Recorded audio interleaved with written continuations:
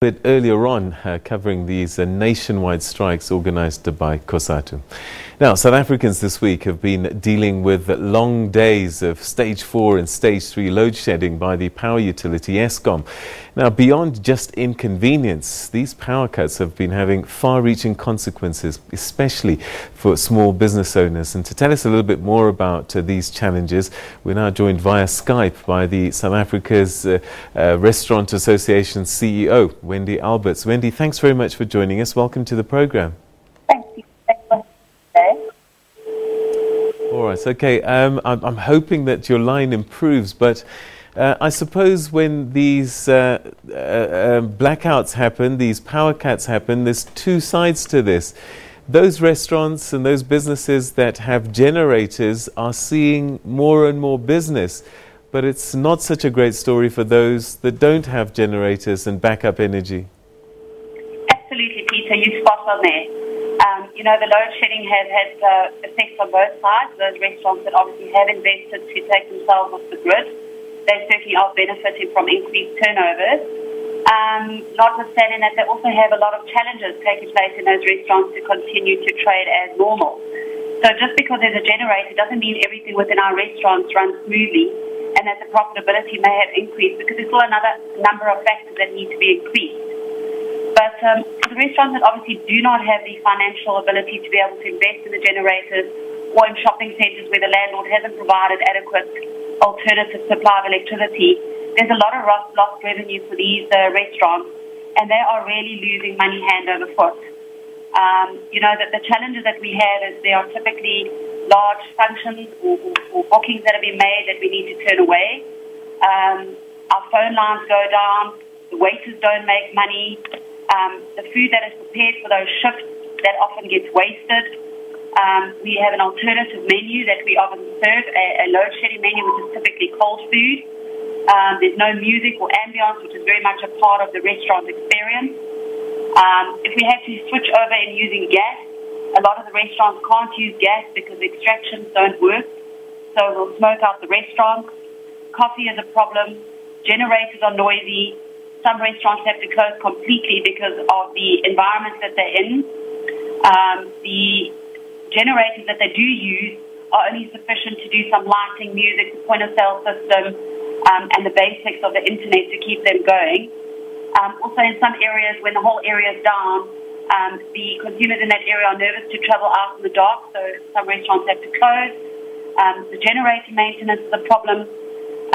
Some generators cannot power the equipment in the kitchen, so even where those restaurants have generators, it's very difficult to continue to trade as usual, because you can't do things like deep-fried food or oven-baked products, etc., unless you've really got a massive infrastructure with a very serious generator. Generators are also very noisy, they're smelly, they're problematic, they're huge financial outlay. And given that electricity is already so expensive, some restaurants really are on the breadline that they can't afford to look at going off the grid. Wendy, I guess also restaurants are labor intensive, so there is a fear that especially those restaurants that are already kind of borderline making money will have to lay off staff.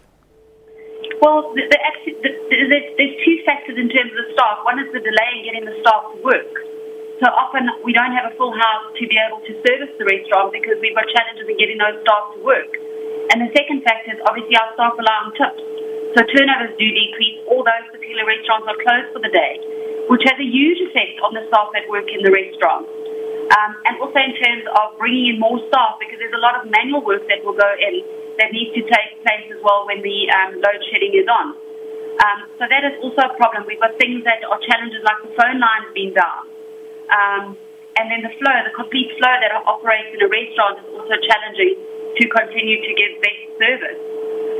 So that is also, there's a lot of complaints that happen within the restaurants over load shedding. Sometimes the consumer isn't very understanding that our restaurants are still trying their level best to deliver service, given the very difficult working conditions, even if there are generators in stock to operate and survive the challenges that go with it.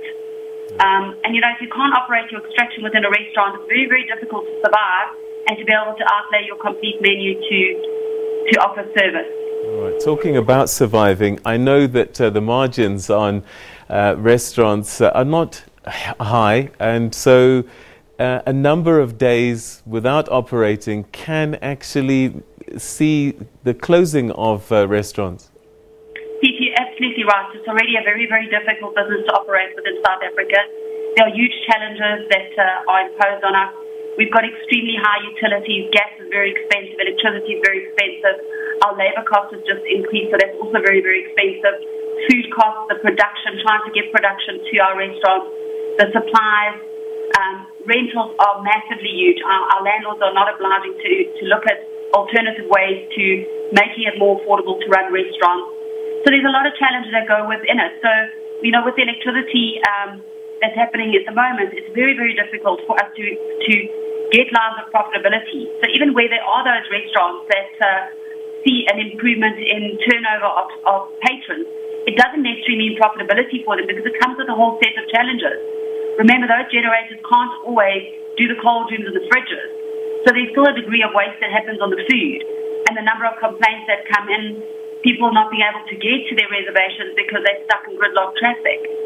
So, you know, although we say, yes, it is fantastic and great for those restaurants in a particular area because they're running a queue, they have their own challenges that come within it. So the profitability is not there to ensure that the patrons are always serviced and are satisfied.